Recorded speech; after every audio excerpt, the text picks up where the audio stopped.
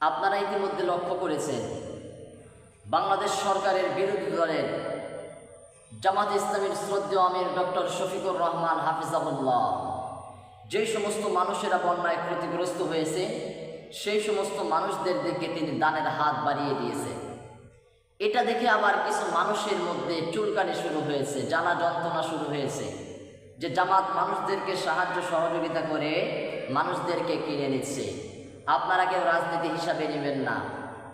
আল্লাহ রাসূল বলেছেন কোনো মানুষ ততক্ষণ পর্যন্ত প্রকৃত ইমানদার হতে পারবে না যতক্ষণ না পর্যন্ত একজন মুসলিম কষ্ট পায়, সেই কষ্ট যদি অন্য মুসলমান যদি তার অন্তরের মধ্যে বিন্দু পরিমাণ কিঞ্চিত পরিমাণ না পায়, তাহলে সেই ব্যক্তি কখনো প্রকৃতপক্ষে ইমানদার হতে পারবে না।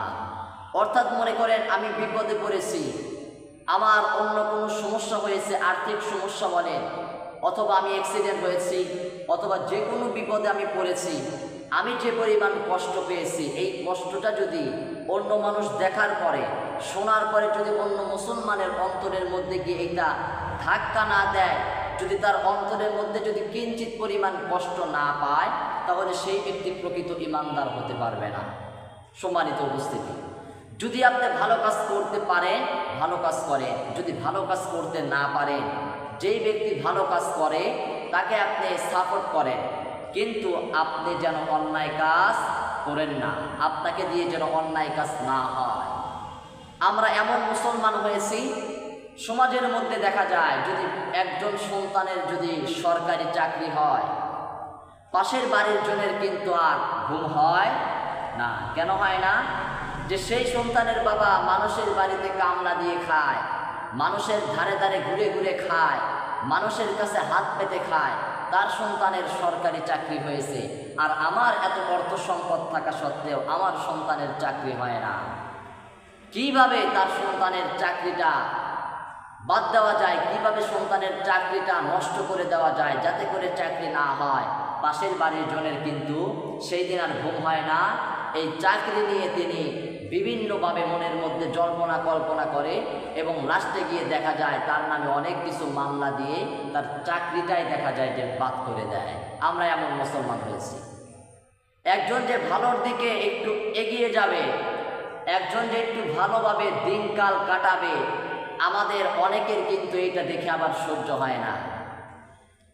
আমি যে আয়াতে কারিমা আপনাদেরকে বলেছিলাম যে আজকে জুমার দিনে যে আমরা খুতবাটা পড়ি, এই খুতবার মধ্যে লাস্টে গিয়ে একটা আয়াত পড়ি আমরা। সেই আয়াতটা হচ্ছে ইন্নাল্লাহা ইয়া'মুরু বিল আদলি ওয়াল ইহসান। আল্লাহ পাক বলেছেন তোমরা ন্যায় প্রতিষ্ঠিত করো, ইনসাফ কায়েম করো। আজকে আমার দেশে ন্যায় ইনসাফ কায়েম নেই, প্রতিষ্ঠিত নেই, তার জন্য চোর চুরি করলেও চোরকে শাস্তি দেওয়া হয় না। কোরআনের বিধান সমাজের মধ্যে নেই, এই রাষ্ট্রের মধ্যে নেই। কোরআনের বিধান এই সমাজের মধ্যে নেই, রাষ্ট্রের মধ্যে নেই, তার জন্য চোর যদি চুরি করে চোরকে কোনো শাস্তি দেওয়া হয় না। যদি জেনাকাররা জেনা করে, ধর্ষণকারীরা ধর্ষণ করে, তারপরেও ধর্ষণকারীদেরকে শাস্তি দেওয়া হয় না। যদি মানুষেরা যদি বেহায়াপনা করে, মানুষেরা যদি মদ পান করে, মানুষেরা যদি নেশা দ্রব্য জাতীয় সমস্ত জিনিস পান করে, তারপরেও আমাদের সমাজের মধ্যে তাকে শাস্তি দেওয়া হয় না। কেন দেওয়া হয় না? চোরের আইন শুধু কোরআনের মধ্যে আছে, কিন্তু আমার দেশের মধ্যে প্রতিষ্ঠিত নেই, আমার সমাজে প্রতিষ্ঠিত নেই। চুরি করলে হাত কেটে দাও, এই আইন কোরআনের মধ্যে আছে, কিন্তু সমাজের মধ্যে নেই। চুরি করলে হাত কেটে দাও, এই আইন শুধু কোরআনের মধ্যে আছে, কিন্তু রাষ্ট্রের মধ্যে নেই। জিনা করলে তাকে 100 বেতের বাড়ি লাগাও, এই আইনটা শুধু কোরআনে আছে, কিন্তু আমাদের রাষ্ট্রে নেই, সমাজে নেই। মদ পান করলে 80 বেত লাগাও, এই আইনটা শুধু কোরআনের মধ্যে আছে, আমার দেশের মধ্যে নেই, রাষ্ট্রের মধ্যে নেই। তার জন্য চোর চুরি করে চোরকে শাস্তি দেওয়া হয় না, জিনাকার জিনা করে জিনাকারীকে শাস্তি দেওয়া হয় না, যারা ধর্ষণকারী তারা ধর্ষণ করে ধর্ষণকারীকে শাস্তি দেওয়া হয় না, যারা মদ্যপান করে যারা মদ্যপানকারী তারা মদ্যপান করে তাদেরকে শাস্তি দেওয়া হয় না, যারা অন্যায়ভাবে মানুষের উপরে জুলুম করে, বিভিন্ন কাজকর্ম করে, তাদেরও তো একটা শাস্তি আছে, সেই শাস্তিটা দেওয়া হয় না।